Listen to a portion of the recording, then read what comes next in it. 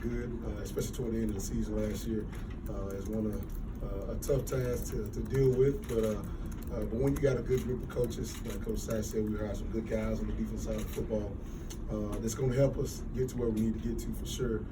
Eliminating explosive plays, eliminating points on the board, and just playing together. One thing we saw last year, those guys, they stopped playing for each other, stopped giving effort, and that's one of our pillars, attitude and effort. And if we're able to do that on defense and play really, really hard, that'll eliminate a lot of mistakes that happen, throughout each and every play. And but like Coach Sash said, we're working together.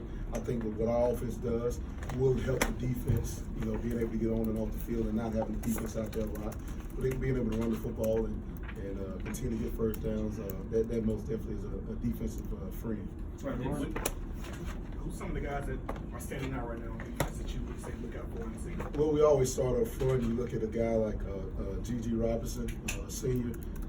We've challenged him since we've gotten here, and he's taken on that role the last probably about 4 practices. He's been lights out. He's been going hard, all right? Harder than he's ever been going. He would tell you that. But he's one of the guys that's been doing great.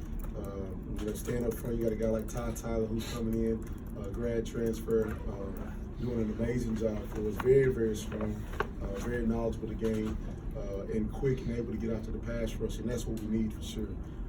Then you look at linebackers, you got Dorian Etheridge, C.J. Avery. Outside, you got Rajay Burns has done a great job. And then in the secondary, Russ Yeast has done an amazing job for us, as well as Kane Pass, getting us in and out of our checks.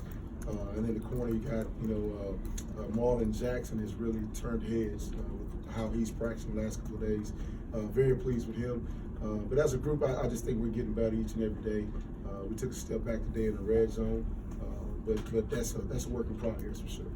Has it been difficult to... Real quick, Marlon character, right? Marlon character, got dog it. Marlon Jackson, I've been done about 3 times. Marlon character, sorry.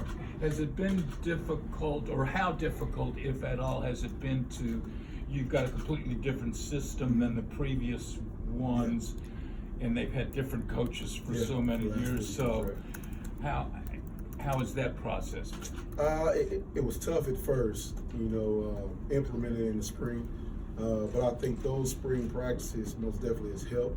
But I think where we made strides is we're able to get, 30 minutes here or there, 2 days a week in the summertime and in the end of the spring, what we call player-led practices. And we're able to get out there as coaches and continue to implement our scheme. And that has helped. That has helped tremendously for our guys with his FSL checks and just normal base defense. And it was difficult at first, but if you look at day 1 practice in the spring to today, it's like 90 light years above what it was at day 1 spring. When you see a lack of effort last year, how do you go about addressing that? Do you appeal to their pride? How do you motivate them? Well, it's a little bit of, we always tell them effort is between you and you. You got to be the one that's giving effort. I can't coach effort. That has to be deep inside you. But one thing we do defensively is we do what we call a hustle tape. And if you're not on that hustle tape, you won't play for me on Saturdays. And so that's how we practice. We want to get to that football, and we show the guys hustle clips and who's on it. We highlight them. So every day we'll say, hey, you've been on the hustle tape, you've been on the hustle tape. By the end of the week, if you're not on the hustle tape, you're not going to play in the game for me on Saturday. And that's just God honest truth. And we've been doing that for the last couple of years at App. And if you turn on our game film, that's one thing that you see. We get to that football, and that's what we're going to do here. And that's what we're trying to implement is that hustle tape. And the guys are really, really taking control of that, and they love it because they'll say, hey, you better get to that football, letting your buddy know you better get to the football or we're going to be running on the sideline. And we do some little things after practice if I feel like we're not getting to that football as well. Bryan, I know some guys have talked about, I know you're a very energetic guy, very energetic coach. Some of the guys talk about that's kind of maybe what they needed. Did you sense, I think you would have done it no matter what, but did you sense that they needed something like that? Well, you're exactly right. That's just me. That's my personality. But you can tell, and I can say this out of spring ball, it may have been day 4. I was still being myself, but I think I kind of went over the top a little bit day 4. And a couple of guys said, Coach, we need that. That's what we need. And I was like, really? was like, okay, well, I'll give it to you. I'm gonna give you everything I got. If that's what you need, I'm gonna give it to you, you know. And they like it, but it's like you said, I think that's something that they needed. They needed a guy to come in here that understands what's going on, but understand them as well, you know, and we want to do a great job of letting the players play the game. We're not out there playing the game. You can go in there and draw up anything on the board. But if they got to go out there and perform it, they got to execute it, you know. And so we always have a lot of feedback from our players to, you know, say, hey, can you do this? They're like, no, if I'm in that position, I'll probably call this. Okay, well, let's call that. That's what we like to do with our defense. And but yes, I'm an energetic person. I think that's something they need. What's the difference between not giving effort and then just being outmanned and just not being good enough? Well, I think if you look at making plays on the ball, or even in the backfield, and you got a guy that misses a tackle and he's right there, that's giving effort, but that's just being outmanned, right? I think about if you're looking at giving effort, you think about a long play, okay, maybe a long play going across the sideline, and it may be 3rd and 8, and you got backside guys that are jogging and not sprinting. You know, or when the ball is in the air, I want to see all 11 guys or 10 guys, when that ball's in the air, I want to see them stick a foot in the ground and go chase the football right now. You can get a tip if you're a DB. You can also chase it down and somebody get a strip. We had a perfect example of the day with TJ Hull. He's a guy that's a linebacker. A deep ball was caught across the middle, and he chases it and made the call fumble. But that's effort. You know, that's effort. So when guys are not giving effort, loafing, and not chasing the football, that's what we call not giving effort. And you saw guys jogging last year? Oh, no doubt. No doubt. Did it get worse as the season went on? Yes, it did. You can tell.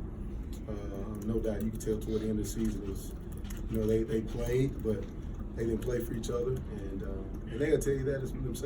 You know, they didn't play for each other, and they didn't give great effort because there wasn't nothing else to play for. They weren't able to get to a bowl game. Scott said that you know, they weren't the best tacklers out there today. What can be done to improve that? Continue to tackle. That's all you can do. You know, you got to continue to work on it. We do tackling circuit drills. I thought early on in scrimmage we did pretty well, okay, tackling. But toward the end of practice, when what we call old Freddie Soft, when he gets on your shoulder telling you, hey, you don't need to practice anymore. You can chill out a little bit. You ain't got to tackle this guy. It started entering practice today a little bit for us defensively, and that's when you saw a lot of missed tackles when those guys got tired. But we just got to continue working on each and every day and tackle as much as we can fall camp to get ready to tackle. For sure. On day 4, what caused you to go over the top, as you said? Well, I think if you look at, you know, when I first got here that day 1, the first day of practice, I'm like, what in the heck did I get myself into, you know, practice-wise? But then when you go day 3, you saw some strides, and I was like, look, maybe it's me. Maybe I need to do something to help get these guys over the top and give a little bit more effort. And but I think that's what it was, just me giving, seeing the guys maybe need just a little extra push to play with passion. You know, coming out, we play music in practice, and guys just standing around like, we can have fun. The game of football is fun. So you can talk, you can laugh, you can joke, you can dance. You know, and they just didn't know how to practice. You know, they had no clue how to actually practice the game of football the right way. And it's not one-sided. It's not just an offensive, you know, period where I can't go for a football if I'm a DP, or I can't throw up a running back if I'm a linebacker. That's not the game of football. You just don't run by a guy. You tag them off and you throw them up when you got pads on. And they just didn't know that. And that was our way of teaching them, hey, this is how you practice the game of football. Have fun and play the game. Make plays on the ball. And I think I just need to go over here just a little bit. What does it take to get on the hustle tape? What does it take? Great effort. Great effort. So our coaches, we do a great job of looking at it and say, hey, here's an effort play on such and such. All right, circle him. But it's anything, when we let our running backs run, after we thug, we let them run. And I want the guys continue to chase and tag them off and then jog it back. When the quarterback's running, throwing the football, you got a D lineman that's chasing or somebody blitzing. As soon as that ball is thrown, I want to see you stick a foot in the ground and you go chase the football. If you're giving effort, and I can tell when you're chasing the football at 100%, as opposed to just going and chasing it, all right, and jogging. That's the difference. You can tell when guys, all right, start out slow and then they speed up. That's still a loaf because they started out jogging. If you're sprinting the whole time and you keep that same pace, you maintain that same pace, that's great effort. In a good week, how long is the hustle tape? How many plays? How many players? How many plays would be on it? Oh man, sometimes you have like the other day. I mean, it was great. It was probably the best hustle clip that we've had since I've been here. We had 10 guys on the hustle tape on one play, and so it depends on how many guys get on it on one play. But we've had, I mean, yesterday I think we maybe had about 20 clips, maybe 18, 20 clips. But throughout the week we may watch it. If it's too long and everybody made it, I just call out the names and they know who made it, so we can go ahead and get to where we got to get to. So now the point has been made. You better get your butt on the hustle tape, or you're not gonna play. Coach was talking a little bit about how there was a gap between first string and second string.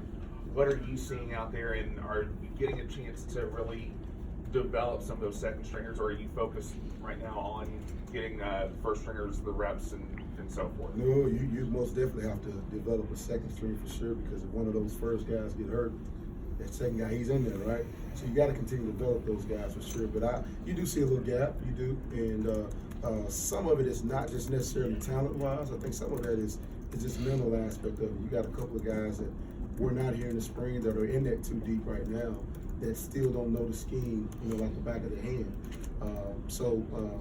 We're continuing to develop them. That's why they're getting so many reps like we did today.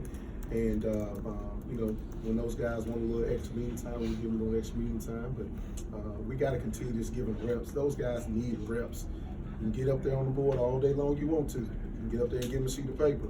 And when you put them in the fire, that's the most important thing that matters to us defensively. Is developing those guys, getting reps. Bryan, obviously you're a defensive coordinator, but was there anybody on the offensive side of the ball that stood out to you today?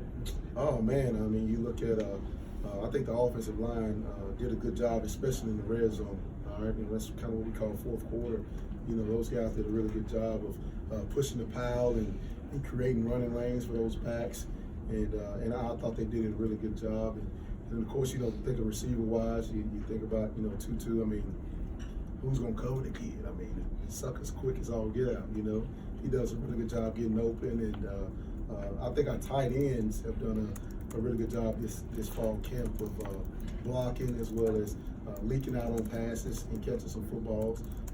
But the number one person I think would probably be Puma. He's getting better, each and every day with decision making. Throws may not be there at times, but the decision, he's going in the right spot, and that's the most important thing for a team. You got to have a quarterback that can limit his mistakes and take care of the football, and just make sure he keeps the offense on the sticks. Ron, for you, a guy like Monty, what can he do in your defense? He seems like he's a guy that made a lot of plays last year. Monty, come on. Yeah. Okay. Yes, he's a guy that's will be an end for us, and with his quickness, his quick twitch, that's perfect for what we do defensively. And I think he's doing a good job of that as well. He got to make sure he stays in the gap. I think those guys still want to revert back to some of the things they did last year and two gap in, and we're not a two gap scheme. You got to get in your gap and get in there and stay in there. So he's trying to peek and see ball a little bit, but I think he's doing a better job of understanding that. But he's just really quick, man, and that's what we need up front. On that note, how important is Dorian to getting everybody lined up? Oh, it's very important. Me and Dorian had a little spat today with not getting the call in soon enough, but he understands. And I love that kid to death, man. He came to the sideline, Coach, I'm sorry, I just want to get the call in. But he's very, very important. He's one of the quarterbacks on the defense, and our defense, the quarterbacks are the Mike linebacker and the strong safety. They got to make all the checks, all the getting everybody lined up, whether it's unbalanced or whether it's FSL. Those are the guys that take charge, and he's no doubt has been our bell cow on defense, and that's what you want. You want a guy that's in that middle of that defense that can take that delivers a lot of blows, but is smart enough to get us in the right defense. Bryan, you talked about G.G. Robinson quite a bit, especially earlier in the week. And what was your vantage point? What happened with him today? Are you concerned about him in the boot? Not concerned as much. I think he, just from what our medical staff has told me, I think he'll be, okay. He got kind of rolled up a little bit, but other than that, I think he'll be fine. Injuries happen in the game of football. That's like my man just asked the question about developing that second group. It's next man up mentality, and so that's why we most definitely have to continue to develop our second group. All right, Coach.